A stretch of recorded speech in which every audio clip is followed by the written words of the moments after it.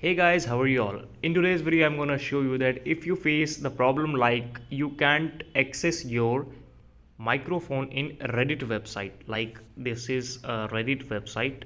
I will open it first and show you. This is Reddit. We'll click on it. So if you can't use your microphone or if there is any error of a sound or voice recording, then you just have to solve this problem from your mobile phone. There is no problem from website. So now what do you have to do? If you have application and if you have opening it on Google Chrome, the same process will be followed. So like this is Google Chrome, I am using Reddit on this. So I will click and hold it on and go to app information. In app information, I will go to the permissions option. You can see my all permissions are enabled in this Google Chrome. So I will definitely I can use